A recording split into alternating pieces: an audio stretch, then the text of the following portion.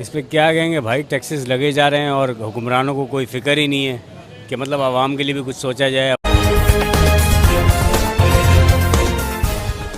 खबर दें आपको, माली साल 2023 और 24 के विफाकी बजट की मंजूरी। वजीर आजम ने काबीना का खुसूसी इजलास कल तलब कर लिया है। हुकूमती ज़राए के मुताबिक विफाकी बजट के खदोखाल पर वजीर खजाना इसहाक डार ब्रीफिंग देंगे। काबीना सरकारी मुलाजमीन की तनख्वाहों पेंशन में इजाफे की मंजूरी देगी। इत्तेहादियों ने कम अज कम 30% इजाफे की सिफारिश कर रखी है। पाकिस्तान में चंद दिन पहले फेडरल बजट या संघीय बजट पारित किया गया है। इस बजट के पारित होने से पहले ऐसा अनुमान लगाया जाता था कि इस बजट से आवाम को काफ़ी राहत मिलने वाली है, काफ़ी सुकून मिलने वाला है महंगाई से और अन्य सभी खर्चों से। लेकिन इस बजट के पारित होने के बाद में ऐसा कुछ दिख नहीं रहा है। इस बजट के पारित होने से पहले फाइनेंस मिनिस्टर वहाँ के काफ़ी डींगे मार रहे थे कि हम जो है अब पैसे को गिरने से बचाएंगे, डॉलर के मुकाबले महंगाई को कंट्रोल कर देंगे। लेकिन अब ऐसा लग रहा है कि सिर्फ ये एक उनका ख्याली पुलाव था जो अभी तक पककर तैयार नहीं हो पाया। इस बजट के बाद वहाँ की आवाम क्या कह रही है देखेंगे इस वीडियो में, और पाकिस्तानी मीडिया क्या कह रही है वो भी आपको देखने को मिलेगा। इस बजट में ऐसा मालूम पड़ रहा है कि वहाँ के सिर्फ सरकारी मुलाजिम ही को वरीयता दी गई है, बाकी प्राइवेट आदमी, प्राइवेट सेक्टर को कोई वरीयता नहीं दी गई है। बस बताया गया है कि इनकी सैलरी अब 30,000 मासिक होनी चाहिए, लेकिन उसको डिस्क्राइब नहीं किया गया, उसको ये नहीं बताया गया है कि किस तरह से 30,000 रुपये सैलरी एक मजदूर पाएगा। ऐसे हालात में ये कहना गलत नहीं होगा कि वहाँ की सरकार सिर्फ सरकारी मुलाजिमों के लिए ही कार्य कर रही है। प्राइवेट आदमियों को तो वो देखना भी पसंद नहीं करती है, बस उनसे टैक्स लेना चाहती है। जितना उसने अपने बजट में पैसा बढ़ाया नहीं है, उससे ज़्यादा टैक्स लगा दिया है आम आदमियों के ऊपर। आम आदमियों को अब गाड़ी खरीदना भी महंगा पड़ेगा। तो अब रुख करते हैं वीडियो के आगे और देखते हैं पाकिस्तान का क्या हाल है इस बजट के बाद में। वीडियो पसंद आए तो चैनल को सब्सक्राइब और वीडियो लाइक करना ना भूलें। जी, पहला सवाल आपका तनख्वाह है। तनख्वाह की 2 तजावीज़ हुकूमत के ज़ेर गौर है, जिसका हतमी फैसला आज कैबिनेट के इजलास में होगा। प्रपोजल है 15% की प्रपोजल है, 20% तक की प्रपोजल है तनख्वाह में इजाफे की। लेकिन उसके कोई इस तरह का जो पहले भी होता है अल्फाजों का हेर फेर कि कुछ पिछले जो अलाउंसेस हैं वो एडजस्ट किए जाएंगे, कुछ बेसिक तनख्वाह जो है उसमें बहुत मामूली इजाफा किया जाएगा। बेसिकली जो पिछली रनिंग तनख्वाह इस वक्त उसमें कुछ अलाउंसेस हुकूमत ने पहले से दिए हुए हैं, उनको ही मौजूदा तनख्वाह में एडजस्ट कर दिया जाएगा, जिसका तनख्वाह कहने को तो बढ़ जाएगी लेकिन अलाउंसेस जो पहले से मिल रहे हैं वो जम होंगे, यानी कि ओवरऑल तनख्वाह की वसूली पे कुछ ज़्यादा फ़र्क नहीं पड़ेगा मुलाजमीन को। दूसरी बात आपने पूछी कि आम आदमी का जो तनख्वाह वाला तबका है उनका क्या बनेगा। इसका आप अंदाज़ा इस चीज़ से लगा लें कि पिछले साल जो टैक्स रेवेन्यू का टारगेट था वो 7,200 अरब रुपये था, जिसको बाद में बढ़ा के 7,400 अरब रुपये तक कर दिया गया था। बल्कि एग्जैक्ट 7,604 रुपये, मैंने गलत कहा, 7,604 अरब रुपये कर दिया गया था। अब वो कहाँ से आना है? यकीनन जो मर्जी कर लें, कहते हैं कान उल्टा पकड़ लें सीधा पकड़ लें, वो आखिर आम आदमी की जेब से ही जाना है। कि मैशत में इतनी जान है? बिल्कुल नहीं है। आपकी इकॉनमी चल रही है? बिल्कुल नहीं चल रही। 0.29% इस वक्त जो हुकूमत की कैलकुलेशंस हैं वो हमारी ग्रोथ थी इस साल की। जो और ज़्यादा लगने की जब बात होती है ना, आम आदमी तो पर्टिकुलरली जो सैलरी क्लास है ना वो सहम जाता है। वो जो बैंकों में काम करते हैं, वो जो टीवी चैनलों में काम करते हैं, वो जो मल्टीनेशनल्स में काम करते हैं, वो जो प्राइवेट फर्म्स में काम करते हैं, क्योंकि उनकी ज़िंदगी पहले ही बहुत मुश्किल है। पहले भी बात हो रही थी, कल भी इकोनॉमिक सर्वे आया, आपकी भी खबरें होंगी, कुछ ज़राए होंगे, अब तक कुछ पहुंचा इस मरतबा? क्या वो लोग भी टैक्स के दायरा कार में आएंगे जो पहले टैक्स इतना ज़्यादा नहीं देते थे या देते ही नहीं थे, या हम ही जैसों पे टैक्स का बोझ पड़ेगा दोबारा?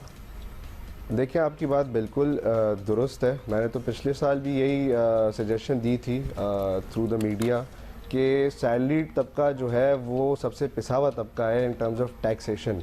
तो अगर 6 लाख बेसिक थ्रेशोल्ड है तो बेशक अगर आप उस थ्रेशोल्ड को नहीं बढ़ाना चाह रहे फॉर वट एवर रीज़न, तो एटलीस्ट उन पर टैक्स इंसिडेंट्स कम कर दें। मिनिमम 100-200 रुपये का टैक्स लगा दें ताकि एटलीस्ट वो चले एज अ फाइलर भी रहे और आपके पास एक बेस लेवल रेवेन्यू भी जमा होता रहे।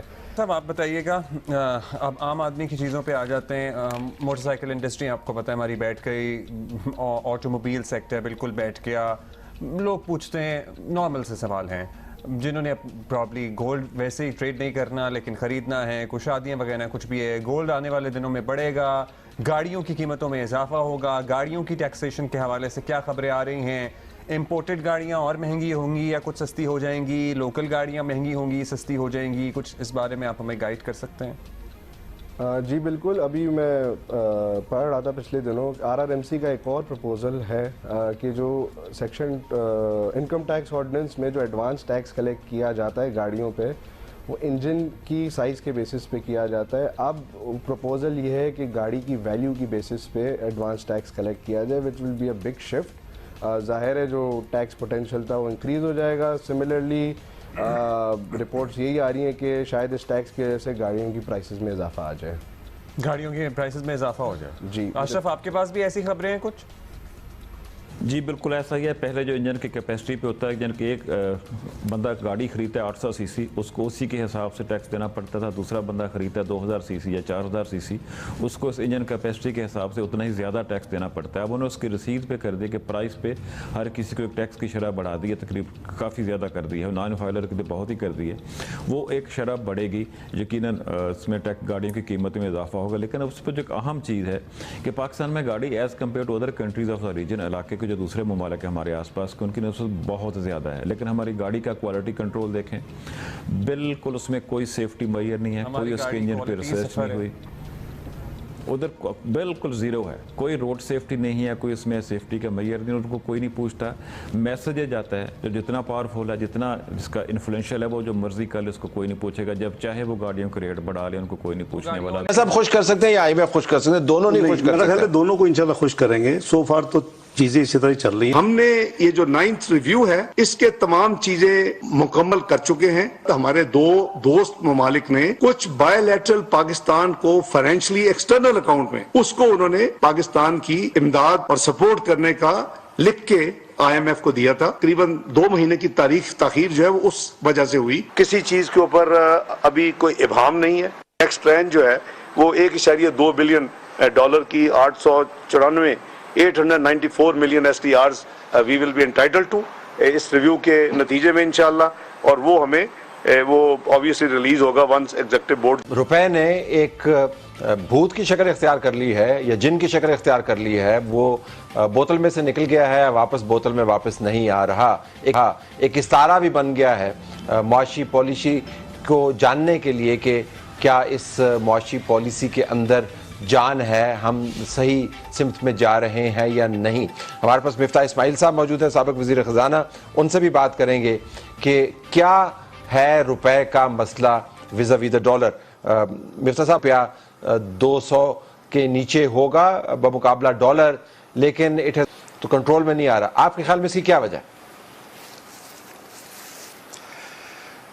तरत भाई, आज के दिन हमारे रिजर्व जो हैं स्टेट बैंक के, वो 3.9 अरब डॉलर हैं। बड़ी बड़ी ममालिक को हमने देख लिया, बरतानिया समेत, जो कि अपनी करेंसी को नहीं रोक सके थे, जो कि मार्केट में इंटरवेंशन करके, मार्केट फोर्सेस जो है ना वो पानी की तरह होती है, पानी अपना रास्ता ले लेती है। पिछले साल 80 बिलियन के ज़्यादा इंपोर्ट हुआ था और 30 बिलियन का एक्सपोर्ट हुआ था, और 49 अरब डॉलर का तजारती खसारा पिछले साल हुआ है था। मैं 21-22 की बात कर रहा हूँ। उसके बाद आप किस तरह डॉलर को रोक सकते हैं जब आपके पास डॉलर ही ना हो? तो एक तो ये मसला है। उसके बाद जब आप आर्टिफिशियली कोशिश करते हैं तो नतीजा ये होता है कि हमारे एक्सपोर्ट्स कम हो गए, नतीजा ये होता है कि हमारी रेमिटेंस फॉरेन कम हो गई ओपन मार्केट के अंदर। और अगर आपको याद है कि 229 पे जब हुकूमत ने रोका था तो 229 पे एक रुकावा था, और जो ओपन मार्केट का रेट था वो 270-280 हो गया था। तो ये चीज़ मुमकिन नहीं है, ये चीज़ मुमकिन नहीं है, ये मार्केट फोर्सेस के सामने आप नहीं खड़े हो सकते। जनाब स्पीकर, अब मैं सरकारी मुलाजमीन, पेंशनर्स, फिक्स इनकम अफराद, उनके लिए हुकूमत पाकिस्तान और इस हुकूमत की तरफ से कुछ इक़दाम का ऐलान करने की इजाज़त चाहता हूँ। जनाब स्पीकर, हुकूमत को सरकारी मुलाजमीन की मुश्किलात का एहसास है। अफराद ज़र की वजह से आम लोगों की तरह सरकारी मुलाजमीन की कुव्वत खरीद में भी नुमायां कमी वाक़ हुई है। यही वजह है कि शदीद माली मसाइल और वसाइल की कमी के बावजूद सरकारी मुलाजमीन के लिए हम हुकूमत पाकिस्तान और काबीना ने आज फैसला किया है कि उनके लिए रिलीफ इक़दाम किए जाए। सबसे पहले जनाब स्पीकर, सरकारी मुलाजमीन की कुव्वत खरीद बेहतर बनाने के लिए उनकी सैलरीज में एडहॉक रिलीफ अलाउंस की सूरत में इजाफा किया जा रहा है, जो 1 से 16 ग्रेड तक 35% होगा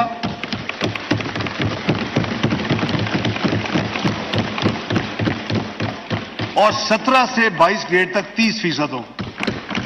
ये 2 टियर होंगे। 1 से 17 ग्रेड तक एडहॉक, 1 से 16 तक जो एडहॉक रिलीफ अलाउंस होगा वो 35% होगा। 17 से 22 तक जो एडहॉक रिलीफ यानी ये उनको मिल रही है, तरक्की कह लें या नया अलाउंस, वो 30% होगा 17 से 22। नंबर 2, कुछ ऐसे इनके अलाउंसेज हैं जो कि काफी सालों से फ्रोजन है या उनमें उनको डेफर किया गया, वो 6 के करीब है, वो भी मैं अर्ज कर देता हूं। सबसे पहले यह है कि ड्यूटी स्टेशन जो बाहर सरकारी सफर और रात के क्याम के लिए जो एक डेली अलाउंस हम देते हैं, वो माइलेज अलाउंस भी उसका नाम है, उसकी शरह में 50% इजाफा किया जा रहा है। कई सालों से ये नहीं हुआ। Additional charge, current charge, allowance, ये जो डेपुटेशन पे आपको एडिशनल जिम्मेदारी मिलती है, वो भी काफी सालों से 12,000 रुपए वो एक एडिशनल अलाउंस था, उसको काबीना ने फैसला किया कि इसको 18,000 रुपए कर दिया जाए, उसमें भी 50% का इजाफा है। ऑर्डरली अलाउंस जो होता था 17,500, वो भी काफी मुद्दत से फ्रोजन है, उसको 25,000 रुपए किया जा रहा है। स्पेशल कन्वेंस जो डिसेबल्ड है, उनके एक स्पेशल कन्वेंस अलाउंस होता था, वो उसको 100% इजाफा करके 4,000 रुपए किया जा रहा है, वो पहले 2,000 था। कांस्टेंट अटेंडेंट अलाउंस मिलिट्री, ये जो 7,000 रुपए था, इसको बढ़ाकर 14,000 रुपए किया जा रहा है। जो मजाज पेंशनर का एक ड्राइवर अलाउंस होता था कि जो पेंशनर्स हैं उनको यानी एक ड्राइवर के लिeu में उनको जो रकम 14,000 मिलती थी, उसमें भी काफी सालों से एडजस्टमेंट नहीं हुई, उसको 21,000 रुपए किया जा रहा है। अब मेन जो आइटम है वो सरकारी मुलाजमीन की पेंशन है। इस पर भी मैं समझता हूं कि काबीना ने बड़ी सैर हासिल डिस्कशन डिबेट के बाद और माली वसाइल को मद्देनजर रखते हुए, लेकिन महंगाई को सामने रखते हुए, उनकी मदद के लिए 17.5% सरकारी पेंशन में इजाफा किया जा रहा है। माली साल 2023-24 के हवाले से ऐसी ही scheme house building finance corporation की मकरूज बेवों के लिए मुतारफ की जा रही है। बिल्कुल सिंपल है, स्कीम की डिटेल अवेलेबल है। उसके तहत इन बेवों के 10 लाख तक के जो बकाया जात हैं वो हुकूमत पाकिस्तान अदा करेगी। वो क्यों हो गया भाई?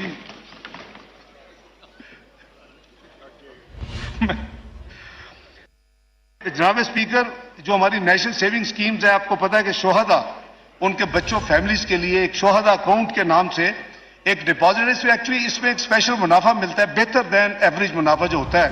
इसकी जो हद है कि इसमें 50 लाख से ज्यादा उनकी फैमिली जो है वो इन्वेस्ट नहीं कर सकते, उस 50 लाख की हद को बढ़ाकर 75 लाख रुपए किया जा रहा है।